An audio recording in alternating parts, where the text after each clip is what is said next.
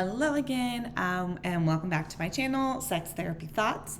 Temporary name for now until I think of something else, but right now, that's just what popped to mind as like the most clear way to describe what I'm going to be doing here.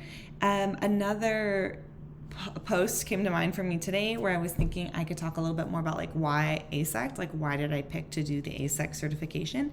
I think I touched on it a little bit in my like welcome video, but I wanted to share a little bit more about what led me to that decision. So I had heard about AASECT, the American Association of Sexuality Educators, Counselors, and Therapists before, and I'd even looked into it before.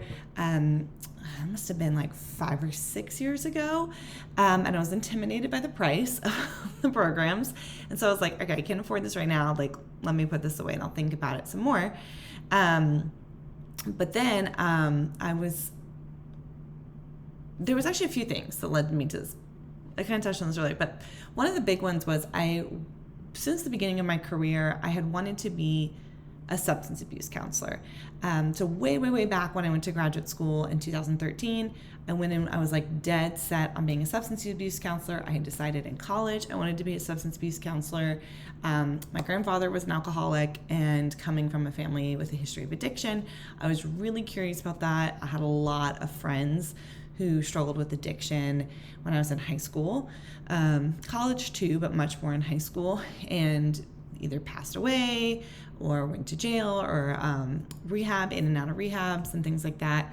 And so I had a lot of questions about substance abuse and those kinds of patterns of behavior. So I was really dead set that I was going to be a substance abuse counselor. And when I graduated from Berkeley, from undergrad, I moved to San Francisco with my friends, and one of the 4 jobs I had in San Francisco was kind of my dream job at the time. I say job, it wasn't paid for most of the time I worked there, and then it was like barely paid for like a little bit of the time I worked there. But I was an intern at the University of California, San Francisco, UCSF, in the methadone clinic at San Francisco General Hospital. I don't even think it's called San Francisco General Hospital anymore, SFGH. That is a smell I will never forget. It's a very distinct human smell. If you've ever been to a public hospital in a major metropolitan area, you might know what I'm talking about. But I started working there. I was working with clients who were HIV positive or living with HIV or AIDS, but mostly HIV, because they were on their part of my role in the study was actually to help them adhere to their medications. So to make sure that they were taking their HIV/AIDS medications with regularity. Back then especially, but even to this day, the thing about HIV medications is you have to take them every day, and otherwise you will build a resistance to certain medications, and at that time there weren't that many available. So I was working with this population. I loved it. I was learning so much. It was like being thrown into the fire, just learning. That was my first time working with sex workers. Mostly full service sex workers who were engaging in sex work to support their drug habit, which is how they ended up in the methadone clinic, or survival sex work. Mostly full service. I don't think there were many dancers, or maybe they had like danced once upon a time but were now more full service. And I don't remember what else was significant with that population. They had all mostly acquired HIV through needles from drug use.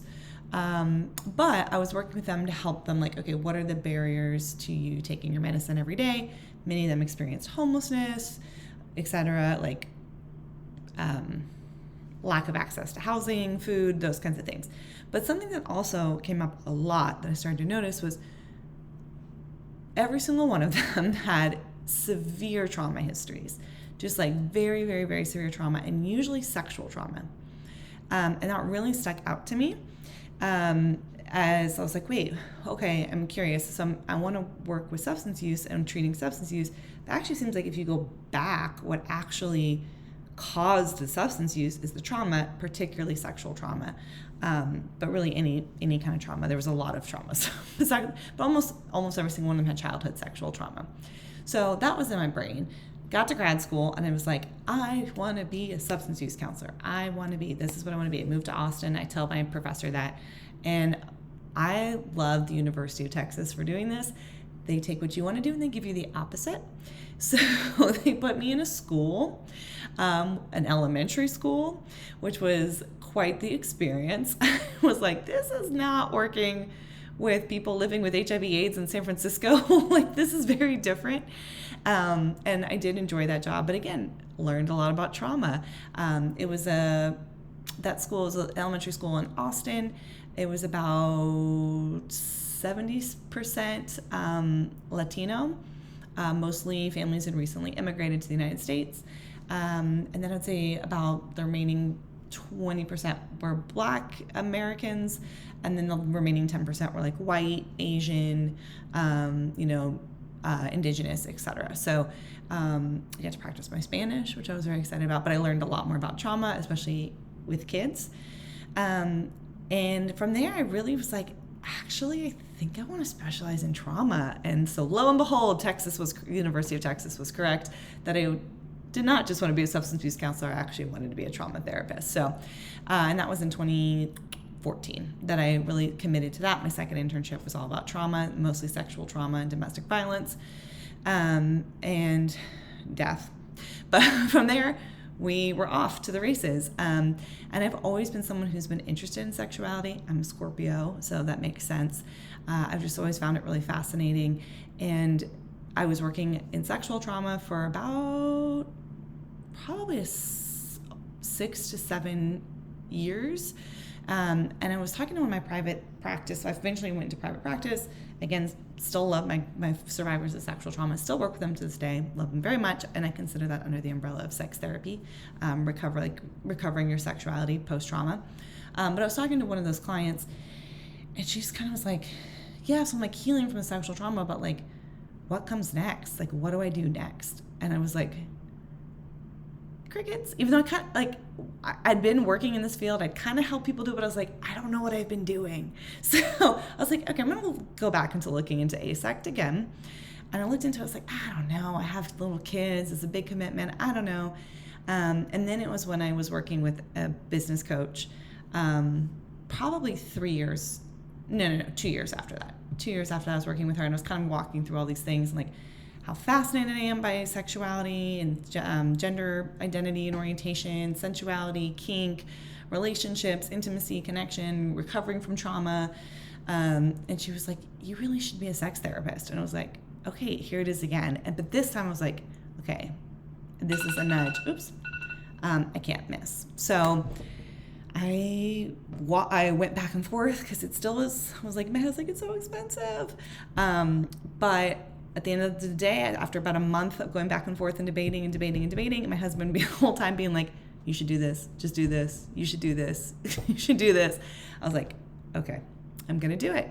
So I signed up via the Bueller Institute, which I'm almost done with the program. So when I'm done, I can talk more about the program, but I haven't finished yet. So I feel like I can't give a full opinion, but it's just been such a positive experience so far, doing supervision, doing the live weekends, the material, just being around other people who like love talking about sex and sexuality and like don't get weird. Like some therapists get weird when you talk about sex. And I'm like, oh, it's just so cool that I can be like, yeah, I have a client who's a furry and I want to find them resources to support them. And my coworker's like, yeah, here's this book that my clients love. And it's like, no judgment, no having to explain what these things mean or why they're normal or why they're okay. And it's just that feeling of belonging that I really love. And I hope that I can pay forward to everybody else. I know it's hard for me to imagine people not wanting to talk about sex, but I actually know most people probably don't want to really talk about it, not in the real way. And so I'm just happy to be part of those conversations, and just grateful to be here and really enjoying AASECT so far.